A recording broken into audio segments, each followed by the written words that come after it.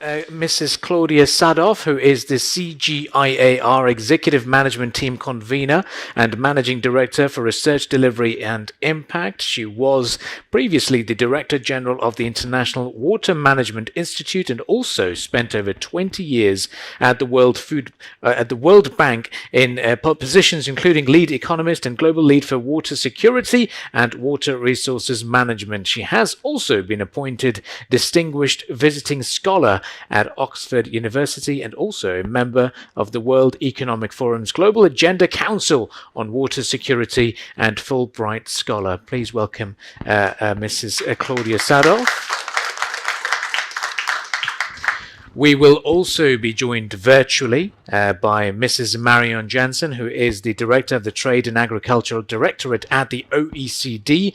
She has previously served and held senior positions in the World Trade Organization, the International Labour Office, as well as the International Trade Center. In these roles, she has provided support to trade negotiations and also to WTO trade dispute settlement. She has represented different organizations at the G7 and G20 level and led critical interagency collaborations and also major interdisciplinary research networks. So she'll be joining us virtually today as well.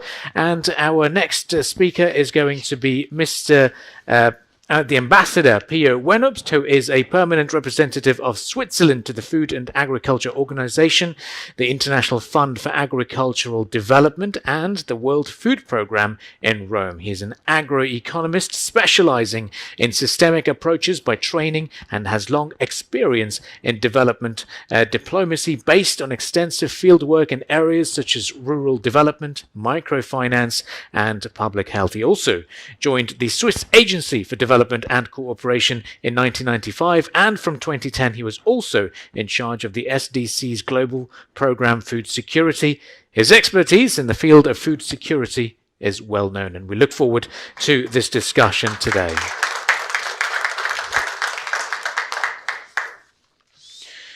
And we're really looking forward to this discussion today. And we are going to make sure that we've got everything lined up for this discussion. And we've also got Mr. Philippe Marouin, who is the President and Director General of the Institute of National Research for Agriculture, INRAE, because I do not want to butcher my French today this morning. It will be very embarrassing, but we look forward to the discussions today. Thank you to our panelists for joining us.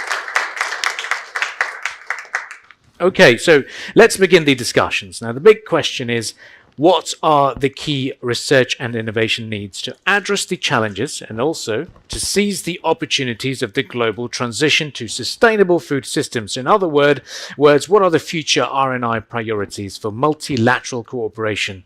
So what is missing? What could be further intensified, and what else is needed when it comes to international cooperation on research and innovation? So can we have Mr. Sadov to answer the first question. Ms. Sadov.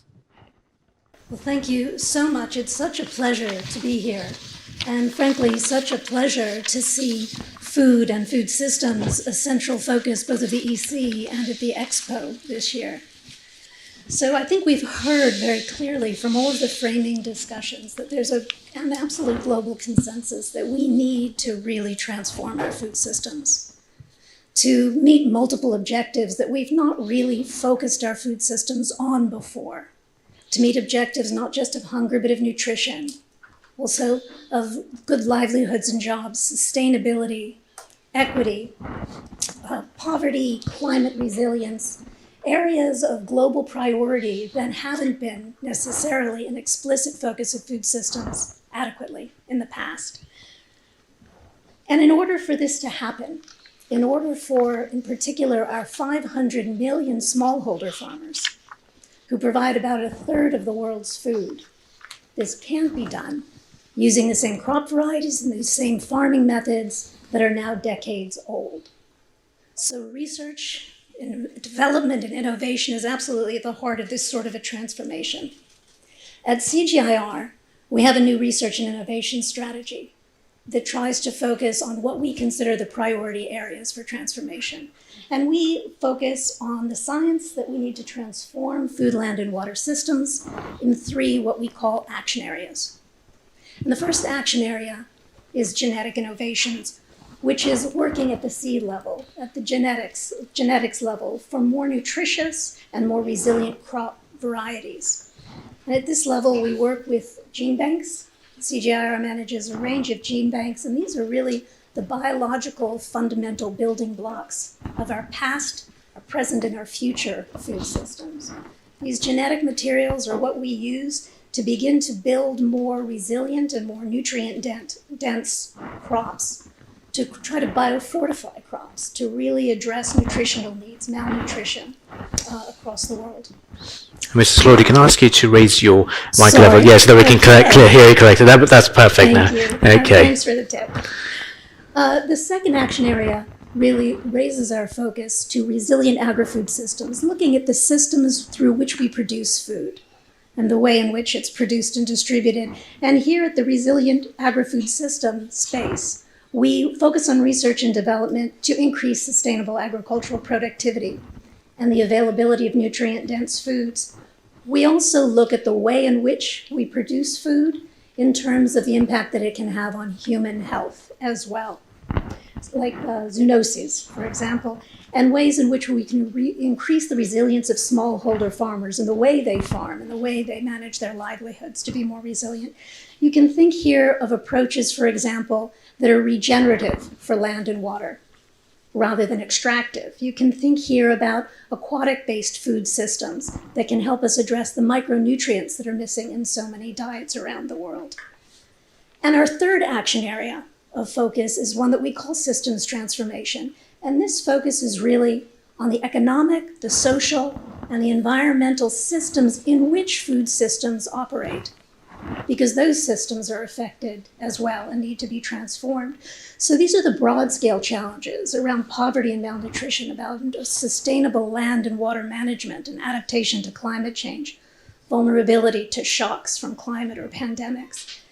And here you can think of the tremendous opportunities of better land and water management, the technologies we have now, for example, to predict rainfall and water availability at continental scale and all the way down to farmer scale as well.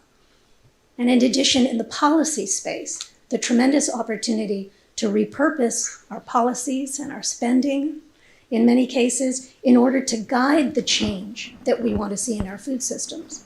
So, for example, a recent report just out from IFPRI and the World Bank looked at repurposing government agricultural expenditures and found that by repurposing even a small percentage of what governments currently spend on agriculture and repurposing to focus on greater productivity and lower greenhouse gas emissions, we could lower greenhouse gas emissions from agriculture by 40% and return millions of hectares of land to natural use as well.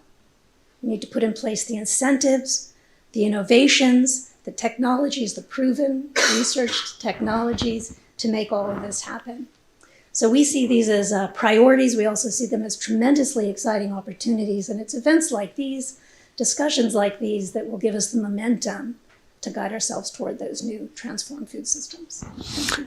Well, thank you, Ms. Sadov, for that wonderful stat as well for us to understand in terms of how much we can save with the greenhouse emissions. Let's get Ambassador Pio Wenobst to share his thoughts on this idea of research and innovation and what is missing and what needs to be, what's required further to intensify our ambitions. Yeah, thank you.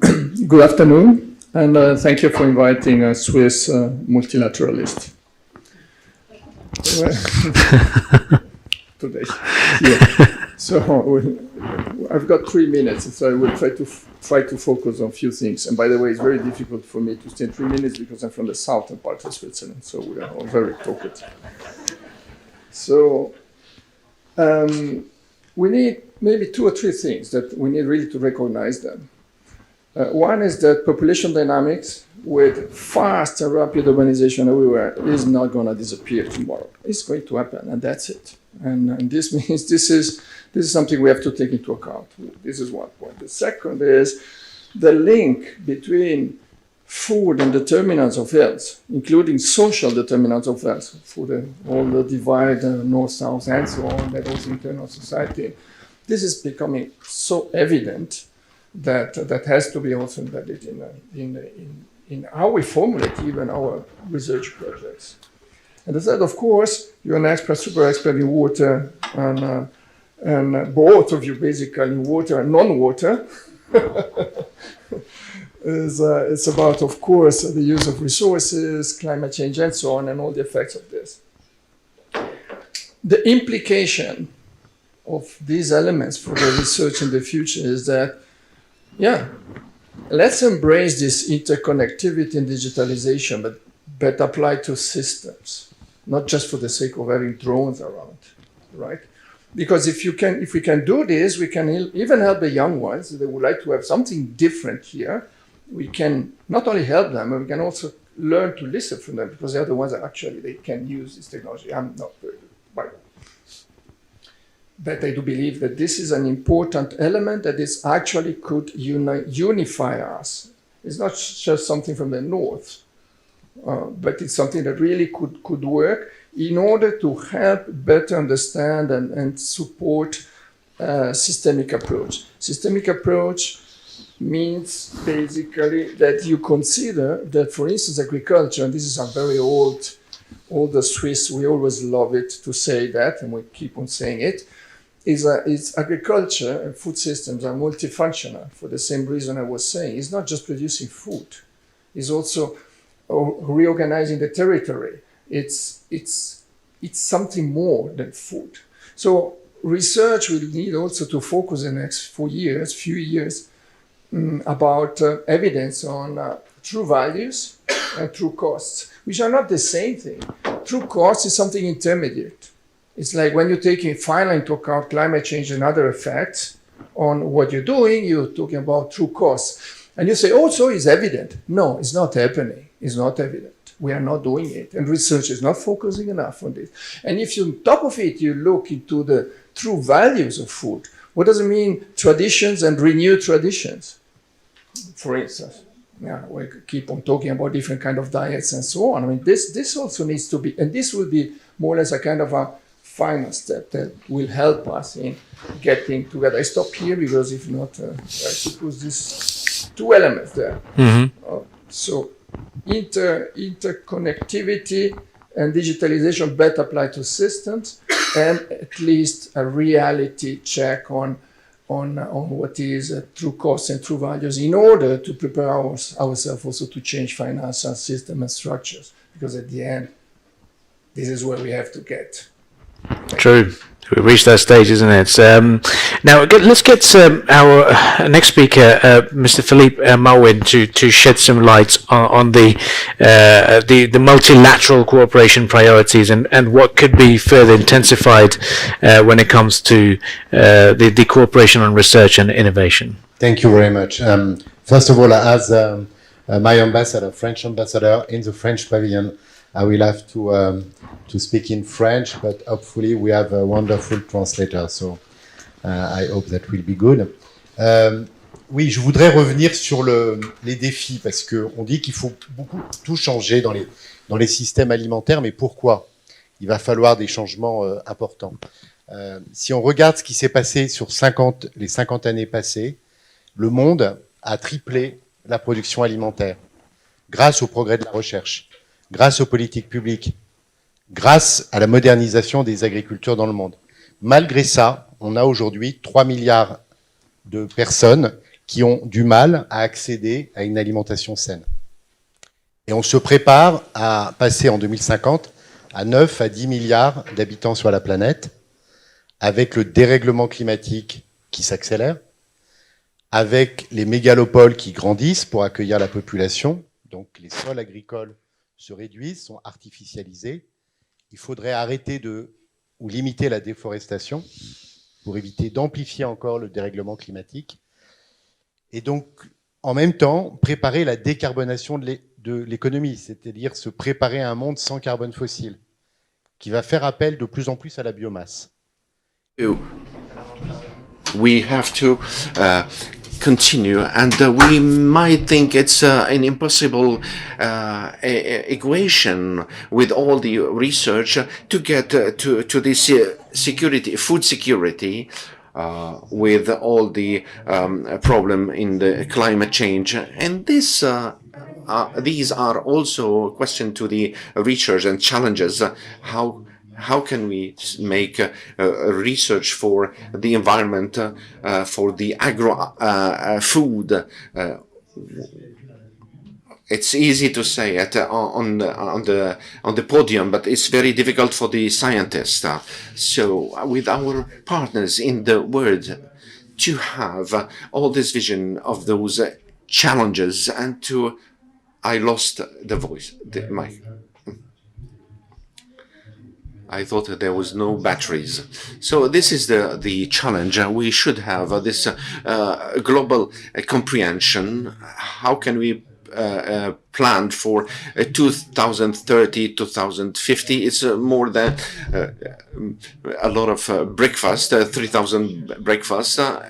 How can we prepare the studies to go along with the farmers? The good news, there are solutions that could response for the good food challenges and economy challenges. We work on that.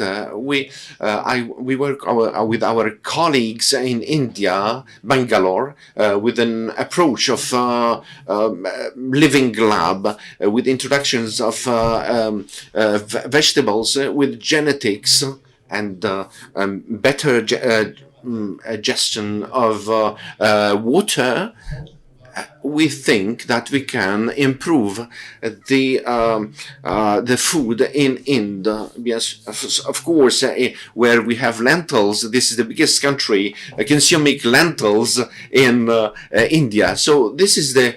How can we imagine those solutions? We have to work with economists, agronomes, and with the transitional actors, with the education also. So it's something stimulating, extraordinarily stimulating. This is what we want to like. Let's get developing on this multilateral approach as well. Let's get the thoughts of our panelist who's very kindly joined us virtually, Ms. Marion Jansen, the OECD Director for Trade and Agriculture. The big question, what are the future research and innovation priorities for this multilateral cooperation? If you'd like to shed some light on that as well. Thank you, Abdul Karim Hanif, and above all, very sorry not to be there with you live today for this interesting panel. You will hear me repeat certain issues that you have heard from other panelists, because I think at the OECD we fully agree with the size and the importance of the challenge ahead. We like to speak about the triple challenge for food systems, the challenge to feed in a nutritious way a growing world population. Second, the challenge to also provide incomes to those working in agriculture and along the food supply chains. And third, to do all this in an environmentally sustainable way. So that is complex. Now, we have to do this in a context where we are probably a bit going in the wrong direction. After many decades of increases in total factor productivity, because that's what we need. We will need to increase the productivity of agriculture in order not to use more land, because change in land use is one of the important factors increasing greenhouse gas emissions. So we need, in order to meet the triple challenge, an increase in productivity. And after decades of increases in productivity growth, we are seeing productivity growth slowing down. The reasons for this are probably multiple, due to climate change, increased extreme weather events. But the fact is that we are not going in the right direction.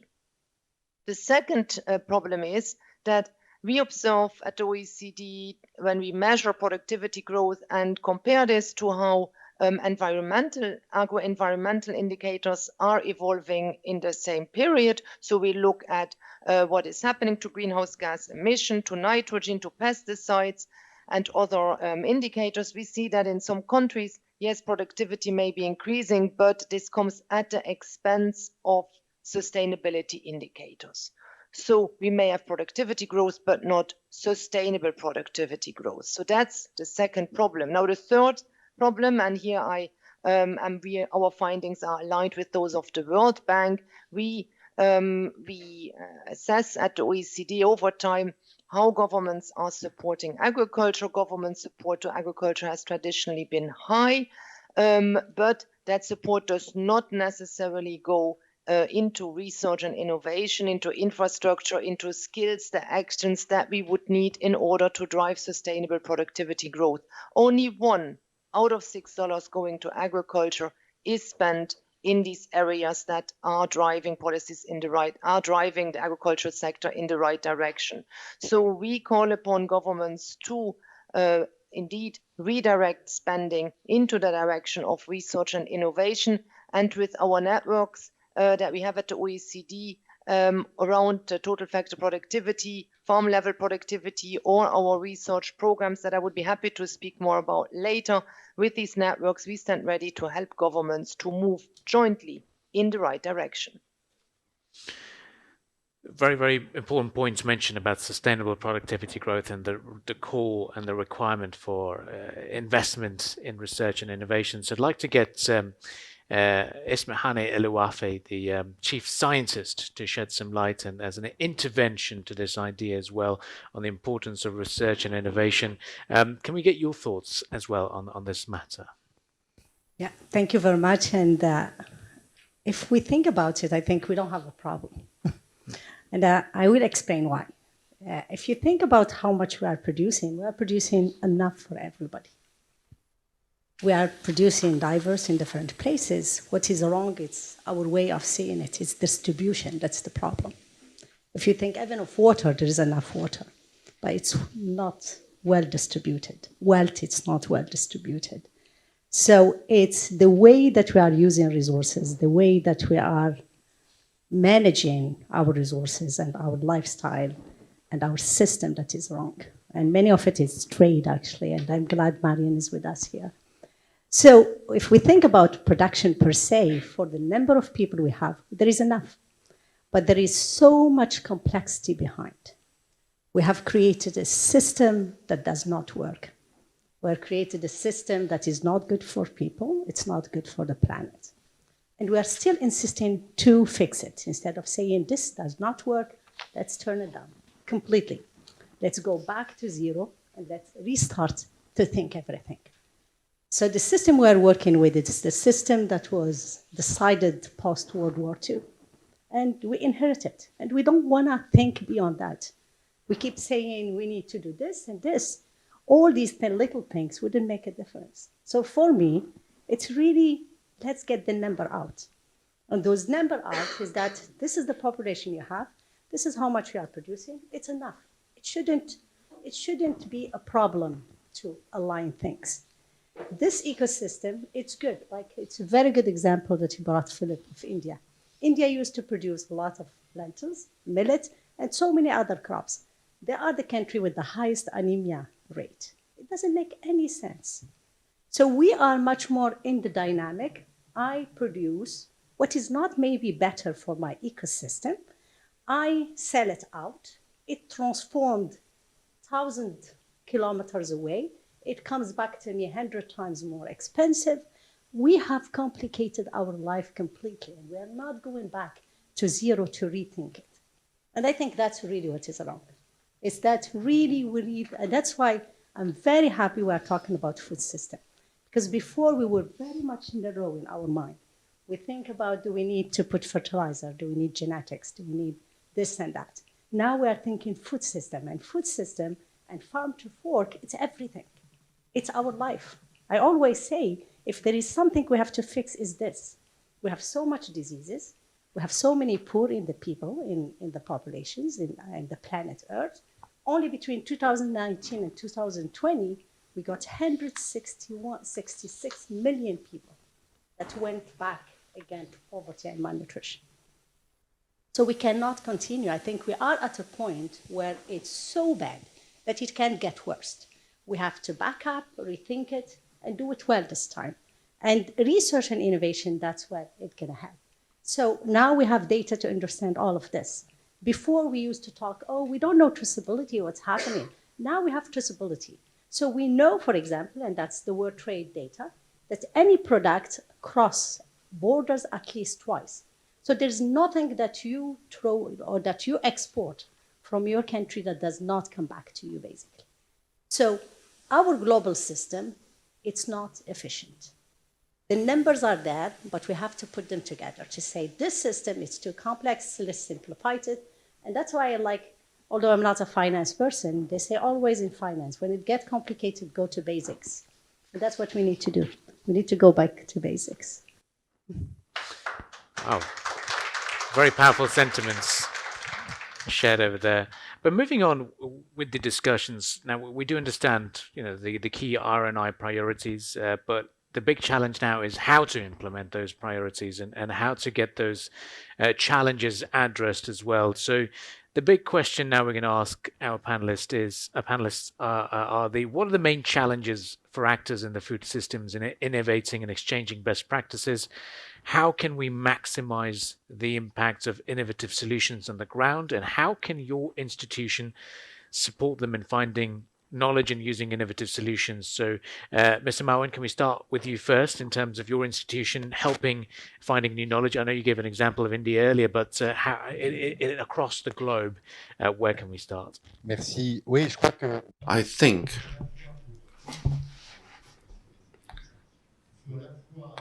we have interdisciplinary things to take into account the challenges. And the third key is to associate all the actors, which means to save time in the innovation, because the actors are determinant. As we talk about labs, we will develop that. Those in France, we work on a complicated subject, how to get the best wine or cognac with 2 to 3 times less in pesticides. And we do this, of course, with the NGOs, with the farmers, to prepare them at the same time with the researchers. We do that in Africa with our colleagues from CGD, and the fermented food are very important. They bring local resources. We develop those in Africa, and we are working with 20 research programs in Africa. In China, we worked also with colleagues, Chinese colleagues, scientists, with those approach to have greenings agricultures in China. It's not easy. So we have to get a lot of multidisciplinary things on pilot territories. And my second message would be, we are not enough connected, despite all what I said, on the international level. We have a lot of bilateral project. We lack of an international organization to gather all those people. This is a message for FAO, and it's a message for everyone here. And panelists as well, to define these solutions, how can we maximize the impact of innovative solutions on the ground and improve this sustainability? So I'd like to ask Mrs. Jansen to share her thoughts on the matter. Thank you very much for this question, and I immediately follow up on the points made by Mr. Philippe Mauguin. We we organize, we run, we lead a number of international platforms related to productivity in agriculture that try to enhance exchange among researchers, but also exchange among policymakers, statisticians, everybody working in agricultural productivity in order to facilitate progress. Now, I take from the last point made that our platforms are not good enough yet, and I will be happy to reach out to INRA. We are based in France at OECD in order to make sure that we do even better. But before we do that, let me explain what we are currently doing. First, in order to understand how at the aggregate or at the farm level things are moving, we work with two networks that assess productivity in agriculture. We work with relevant institutions at the governmental level to assess total factor productivity in agriculture, to compare how are things moving in different countries, to ensure that we have comparable ways of measuring and that we know how the total factor productivity is moving among our members. We, however, do not only work at the aggregate level, we also work at the firm level, because it's not necessarily all farms that move at the same speed. So we also have a network of researchers that work at the farm level in different countries to assess productivity at the farm level. And we see, for instance, that countries pursue different policies, where in some countries like France and Italy, there are attempts are being made to make sure that the least productive farms get closer to the frontier, increase their productivity levels, whereas in other countries like Australia, there's a focus on enhancing productivity of the most productive farms. So there we also, our experts have regularly come together and exchange information, knowledge, and compare.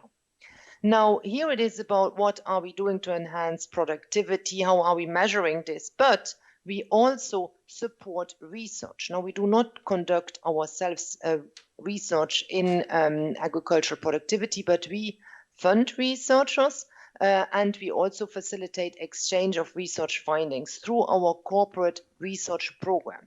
So we provide fellowships to researchers on every aspect of agriculture, really, be it pesticide limitations, be it reducing residuals of herbicides in the soil, be it reducing carbon emissions of certain practices. We are very open to the type of research of fellows that we fund, and we fund conferences that bring researchers from different members of the corporate research program together. I would like to invite those OECD members and also non-OECD members who are not part of that program yet to please join it and to become part of this platform. And France actually recently, last year or 2 years ago, re-entered the program. One aspect of that program is that research and conferences are always meant to be close to the policymakers. So we have very interesting examples where conferences led automatically to an exchange, for instance, in a country like New Zealand, with policymakers at the highest level, and outcomes of the conferences were implemented a few years later. So it's not research in an ivory tower or in an individual lab, but something that is meant to go directly to the policymaker. We have a plan to bring all this very much to the attention of the highest level of policy making this year. We will organize a conference, a meeting of ministers, of OECD ministers and partner countries in November this year in Paris. This event will be led by the ministers for agriculture of New Zealand and of Canada. And we look forward to seeing our members at this event and to jointly drive the agenda further forward in order to ensure that we find solutions that work for our plates, but also for our planet. Well, we wish you all the very best for that conference in November, and bringing those policymakers down on one table to discuss this further. But with the issue of sustainable productivity growth, which was rightly highlighted as well. So I'd like to bring the focus to the Food and Agricultural Organization and the chief scientist who's joined us today. How is your institution going to support, or how can they support in finding new knowledge and using innovative solutions that improve sustainability? And what has been the main challenges when it comes to the actors in the food system in innovating and also exchanging these best practices? Can we get you to use your microphone as well? Sorry. I saw you without mic. So Yeah. Okay. So there are a number of challenges that we are looking at, and maybe other than my philosophical answer the first time, which went from the heart, if we think about it, we do need innovation. I always say there's a lot of innovation that never made it to the farmers, and I think it's much easier for us to scale up those. You think only about irrigation. Africa has only 7% of irrigated land. So there is a lot of things that has to do with affordability and the distribution of wealth that I discussed earlier. So that's one.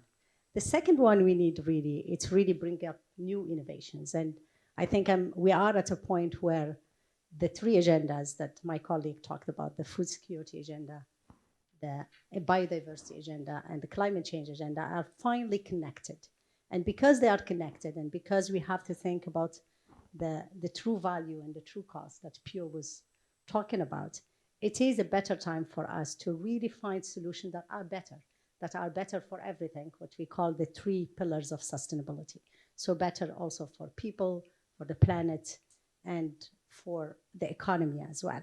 So it is, and in that perspective, it's different than just trying to increase productivity or trying to increase this vitamin or that other component.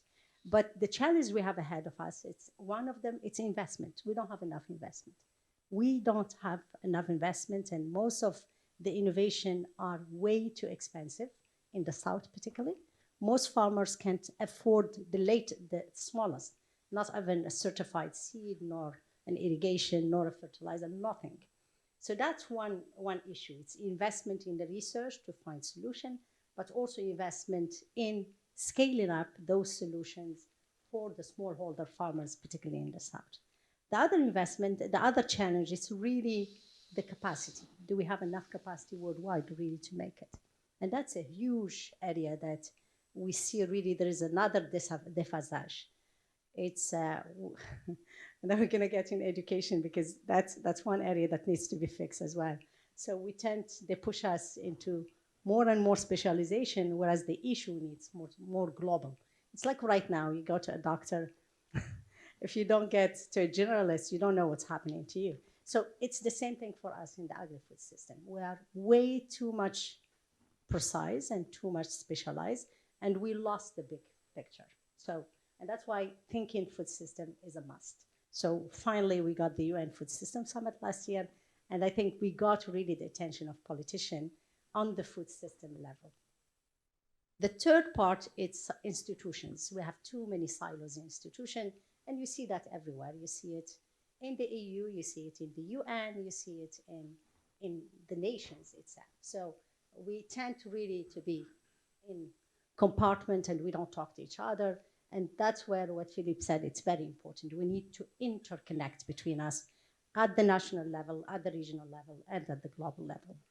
And we have an outdated agenda. So our agenda is outdated because, again, we're thinking in the same system. We're not yet for a paradigm shift, and I think that paradigm shift is a must. And the food system challenge is that people are interested in it, but very few people understand it. So we tend to go with mouth and words. So we have been talking about value chain. People start to understand value chain. Let's talk about the food system. Complicated now.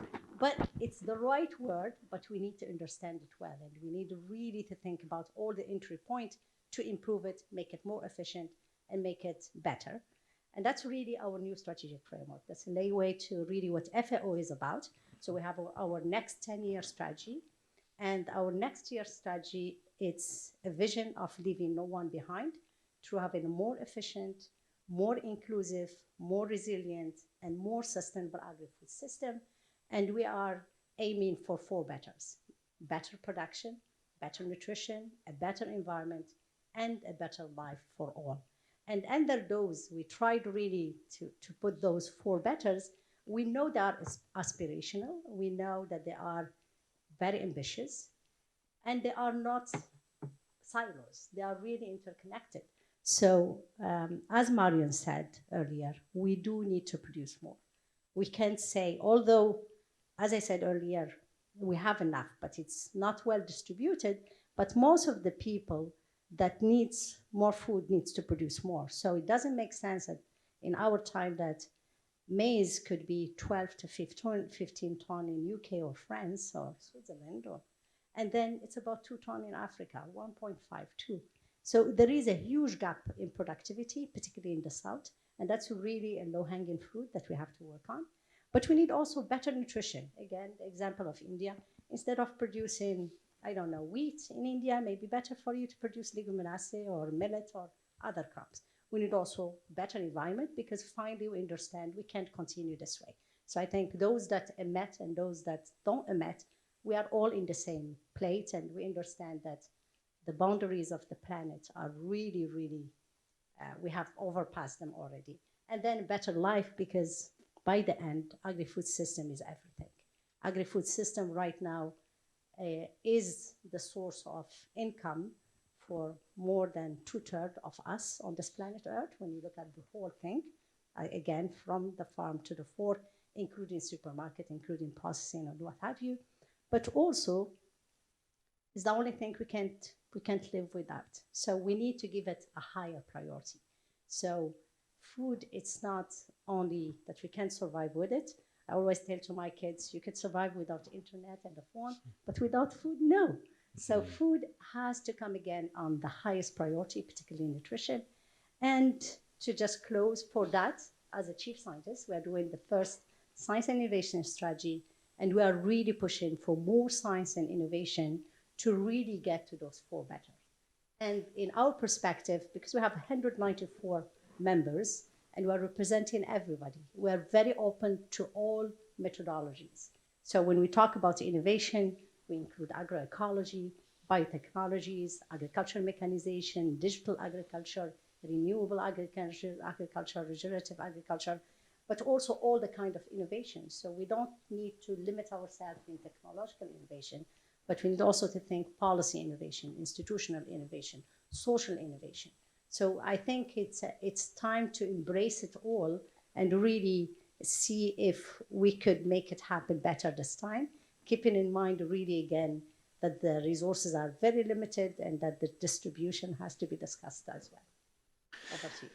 Certainly, the cross-sectoral innovation very crucial. I'd like to get Ms. Claudia Sadoff to give the CGIAR's perspective in terms of the innovation and the innovative solutions on the ground.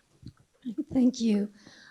It's very interesting to follow the opportunities that we discussed in this sort of first round with the real challenges that are facing us, and why aren't those opportunities that we all see, because you heard a lot of commonality in those, why aren't those being achieved? The CG recently supported a commission, the Commission on Sustainable Agricultural Innovation, COSI, and that commission found that we are underinvesting, that there is a gap in investment in agricultural innovation of $15.2 billion a year. That's the gap that would need to be filled if we wanted to achieve the SDGs. The SDGs, which are our agreed framework for what we as a global community want for our world. So why are we under-investing over $15 billion a year in something as basic and something as far-reaching as our food systems? So if we want to talk about opportunities or we want to talk about challenges, financing is a great place to start. And it's interesting to understand why the gap is so wide. And part of it, I think, is simply scale. Listen to my friend Ismahan, and the scale of the challenge here, of the redirect that we need, is enormous, right? And what we're talking about redirecting is large-scale, complex systems that are different in every country and that are all over the world. So we've discussed as well that the changes that we need to see in all of those systems are really quite profound. Paradigm shifts, we hear words like this, redesign, reset. So it's also this complexity and the interconnectivity of what we're trying to change that makes it so daunting, makes it, frankly, require so much investment, right? Why is that gap so big? What are the things that are holding us back? Financing, but also the complexity and the interconnectedness itself. At the CGIAR, we look at 5 impact areas which we believe are potentially affected by everything we do in food systems. And that's not just food and nutrition, which of course is one, but also livelihoods and jobs and poverty, right? Also social inclusion, also climate adaptation and climate mitigation in every investment and every innovation that we have in agriculture. Also environmental health and biodiversity in every intervention that we have in this space. So that potential interconnectivity, that potential complexity is part of what makes it so hard to simply change the system that we know simply needs to change.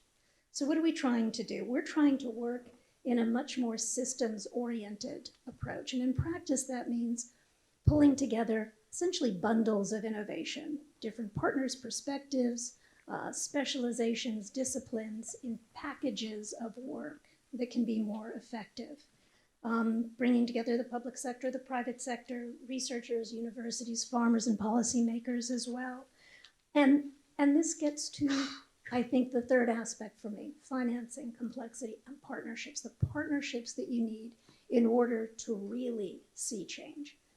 In CGIAR, we have over 3,000 partners, and these partners are absolutely central to everything that we do, from deciding what it is that is needed, hearing the demand of farmers and decision makers across the world, to understanding the specific contextual specificities that you need to make something work somewhere, and also to uptake those solutions, a readiness and an ability and an affordability to uptake those solutions and scale them out. These partnerships are the only way in which we can really make change. And so we try to work with our partners in 3 ways. We try 3 pathways. First of all, to co-develop solutions, to really work together to find the technologies, the services, the practices that need changing. We work to develop capacity. There's a tremendous amount of capacity, but the world is changing. So imagine as we're doing climate data work, and some really exciting, innovative technologies, we need capacity enhancement from those who develop, to those who distribute, to those who use those technologies, right down to the farmers who need to take that information in. So we co-develop, we focus on capacity enhancement, and we also focus on policy and enabling environments, because we need enabling environments to be able to scale the solutions that we come out with, and to target and scale those solutions to some of the least advantaged groups, and to women and to youth, and to older farmers as well. So let me give just one example of ways in which these partnerships and co-development have been really quite effective in scaling up innovation, and that is a program that CGR supported called CCAFS. It was the Climate Change, Agriculture, and Food Security program. I'm sure many of you know it. And it helped to deliver climate information that now reaches millions of farmers across West Africa. The science was absolutely critical. It was based on some extraordinary breakthroughs and advancements in climate modeling, but also research on how farmers understand temperature and rainfall probabilities and how you need to communicate it to them. And it was built on a series of partnerships to create the environment for uptake. Work very closely with local radio stations, with government departments to diminish the barriers to actually sharing meteorological information, which is a real issue for any of you who have ever worked in that space, and building the capacity amongst extension workers, extension agents, and farmers to actually understand and use the climate information, to help them time their planting, their harvests, to understand when and how much rain might be coming, because 95% of the land in Africa that is farmed through rain-fed agriculture. As Mohammed was saying, just 6% is irrigated. So we see these incredible challenges of financing. We need that commitment. This is not an easy fix. The complexity, if we really want to ask of our food systems to impact all these other spaces that we know it impacts, but we want to guide it more mindfully to those impacts and to build those partnerships. These for us are some of the crucial challenges that we face. Thank you. Well, thank you very much for painting the picture over there as well in terms of the big challenges and the financing gap that we see when it comes to the innovative practices. But let's get the international perspective. We've got His Excellency Pio Wenupst, who's the ambassador of Switzerland to the United Nations, to give us the reaction from the UN perspective. Would you like to share some thoughts on what the main challenges are for actors to innovate and also share expertise at the international level? Thank you for the question. Really an easy one. Many of you participated, or at least in a way or another, to the process leading to the UN Food System Summit, right? At the beginning, it was supposed to be intergovernmental negotiations. You know what does it mean? In the multilateral system, countries take basically the lead, and actually they try to shape a consensus on the matter. Quite rapidly, it was clear that in less than 2 years, you are not going to get there to find a unifying vision, because we're talking again about a unifying vision of the future of societies through the lens of food system transformation. This is what we are looking for, right? So a good way to try to get there was to transform it in People Summit. So participation at country level, civil society, and so on. Young ones, you name it, okay? Was actually a fairly interesting, and let's say, fairly interesting, a lot of energy demanding exercise, but there bear some fruits. Everybody knows that this unifying vision is not there yet. Why? Because at the end, we are coming from a past. And actually, even research institutions, I participated at least at 3 reforms of the CGR from the side of the donor, right? And I think you're going to the 5th or something like this, which is nothing bad, by the way. If it's needed, do reform. You've been talking about a kind of research that 10 years ago you were not doing. Social link social aspect related to soil nutrients was this. Right now we are getting there. So this is a good point, but still we don't have this unifying vision. So basically, the messages I would like to give is, when we see that stakeholders, member states, they get lost in translation when they are negotiating. So when you see that one of the coalitions that has been proposed on agroecology, this means the hippie times of 68 is coming back. And then on the other hand, you have got the group of Cairns that doesn't say it openly, but behind says, no, we cannot go there. There is something there that is missing in translation, because none of the two ideas are right. This is not the point. If we are talking about the agroecology, you can imagine agroecology and including organic farming and so on. In Switzerland, 20 years ago, nobody could afford this, right? And you would anyway, even if now 20% of the food consumption, because at the end you have to look at the food consumption as well, is organic produce, you would say, okay, but this is stuff for rich people. Now look at the coalition of agroecology. Out of 21 or 22 countries, 15 are from Africa. And the lead is from Africa. It's not France or Switzerland that we are part of it, but it's Senegal that is leading. So why? Because what we are not talking about what I said previously, but we are talking about exactly trying to find a way to transform what this man, you say it was an introduction that was a kind of philosophical. Yeah, but this philosophical introduction that you gave is key. Nobody's saying that trade is not needed. But maybe it's not needed to have, I don't know, sorry if I don't want to be offensive to anyone, but you don't need maybe the Dutch tomatoes going to Spain and the Spanish tomato going to the Netherlands to keep the truck full, I suppose. I don't know what's the point. So I don't know. So, and this is where we are talking about the need of connectivity. Digitalization is going to help in this sense. It's going to help the millions of young ones. They want a new profession. I decided not to study agriculture, but I did it actually. I don't know why. I must be a kind of suicidal. Why? Because I was doing kind of work in a Swiss farm, and then I would say, okay, what is the work? The work is 6 days out of 7. Great. So I have 1 day off. Great. On Sunday, yes, but after milking the cows from 4 in the morning to 8, and then coming back again to milk them from 4 to 8. And then people were saying, okay, the young ones don't want to stay there. It's not only, I mean, the average age of farmers here in Europe is 60 or something like this, so the little around something like this. And the young ones in the periphery of Lagos runs to Lagos, 25 million people, and you have deserts around Lagos. So it's not that they don't have the same problem, the same willingness to find a way to develop new professions, new way of linking and creating added value, because another thing is also true.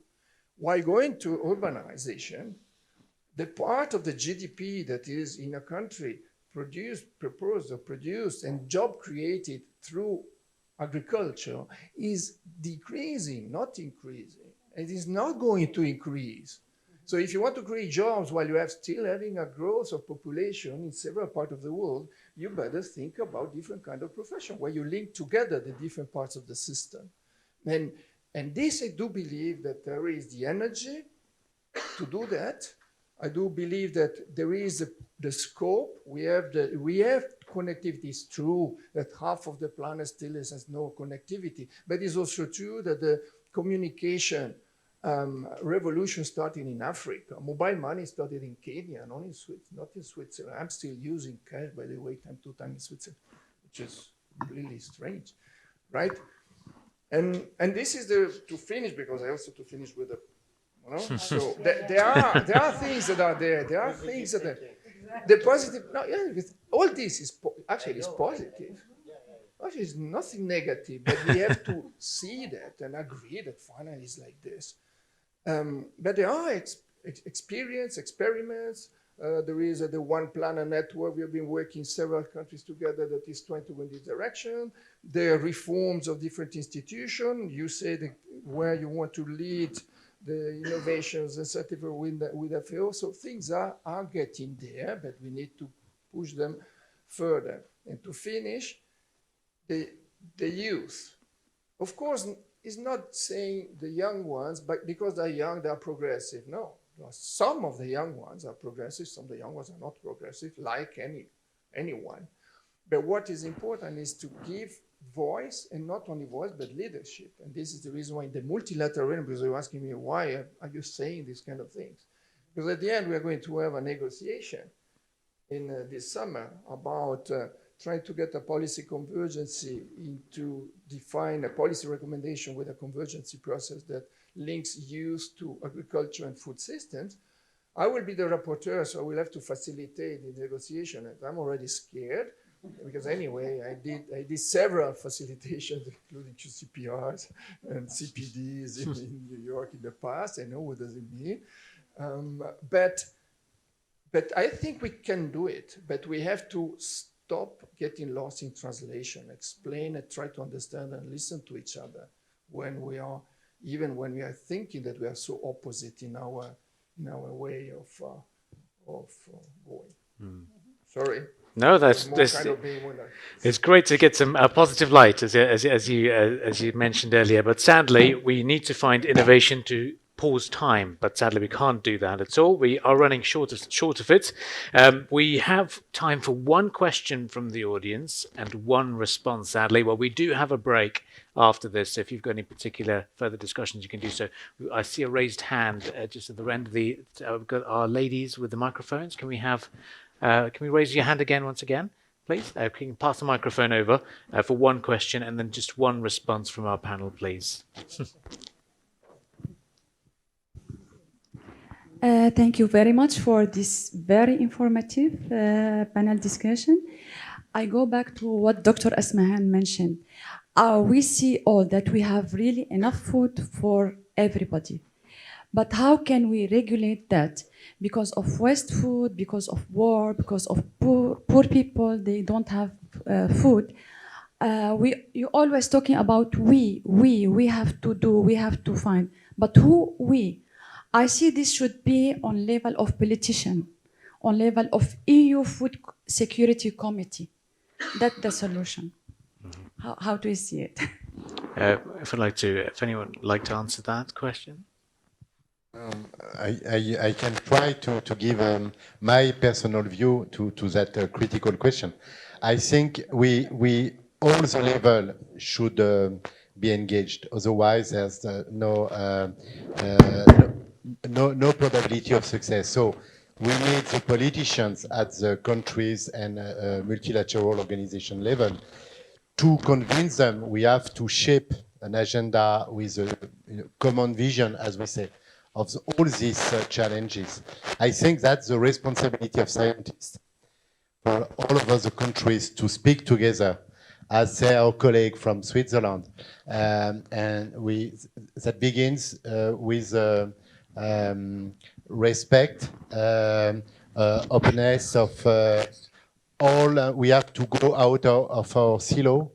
We have to consider all that complexity. So scientists should work together, should give science policy brief clear to politicians. But we are also citizens. We have also our children. We know that we have to move. And I think that engage also all the actors. So it's difficult to give just an answer to your question. It's political, it's government. I think we have to move at the citizen level, at the company level, at the farmer level, at the scientist level, and also at the government level. So it's a huge challenge, but I think we have no choice. Well, rightly concluded over there. So to wrap up the discussions, let's welcome our next speaker. It is Mr. Tassos Haniotis, who is the Director for Strategy and Policy Analysis, DG Agri at European Commission. You can be on stage. You can all be on stage, it's fine.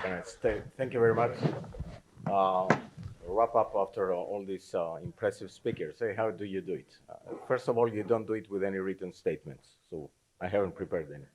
You do it with notes like that, and you do it very briefly and to the point. But let me try to make a link also with the introductory part and what we will discuss later on. And if this is about the transformation of our food systems, if it is about transition, it is above all about leadership. And there are plenty of definitions of leadership. There is one years ago I learned and stuck to my mind. Leadership is about four basic things. It's about a vision, and I don't think that we disagree that we all have a vision, aspirational one, where we want to go. But it's also about sense-making, innovating, and relating. Innovating and relating are the two themes, if you want, that I will come later on, because these are the next two panels.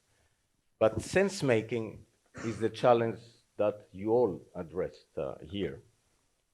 And allow me to say, you didn't address it in a manner that would allow us automatically to come up with what is common sense. And we need to be very much aware of that. We need to be aware of that because it is true that repurposing of what we do is a major thing. I'm glad that Marian mentioned that already, and you can tell, if you want, that the farm-to-fork exercise is a repurposing exercise. And where you repurpose your policies, nobody's happy. The ones that are left behind with what they were used, and the ones that always think that you're not going far enough. But in this type of repurposing, there are two elements that we need to address very clearly. I think it was a very pertinent example that in a French pavilion during the French presidency, the example of consumer taste and preferences was the one that you mentioned, and which, by the way, I agree fully. But we also need to be aware that when it comes to food taste and preferences, we do have culturally determined, historically determined differences that are not going to go away overnight. And we need to be aware and allow farmers to get the signals of time and be able to respond to what is happening, but also be aware of the fact that this is going to be a very difficult exercise. In my view, when we go on the farm side, we do have more things in our hands. Because we all know that we should not only measure what is the economic performance and efficiency, but we should also measure the environmental efficiency. And we need to do it in a manner that we don't repeat the mistake we did with the economic efficiency, where we only focused on the economic aspects and forgot the environmental. We should not only focus on the environmental and forget the economic, because the social cost is going to be extremely high. And this is exactly why measurable best practices and the effects of measurable best practices, which is something that will come in the next panels, is so important. So the only thing I need to add here is that we do have a problem in translation. And the best way to do that is to go through a training like the excellent translators who we have gone through.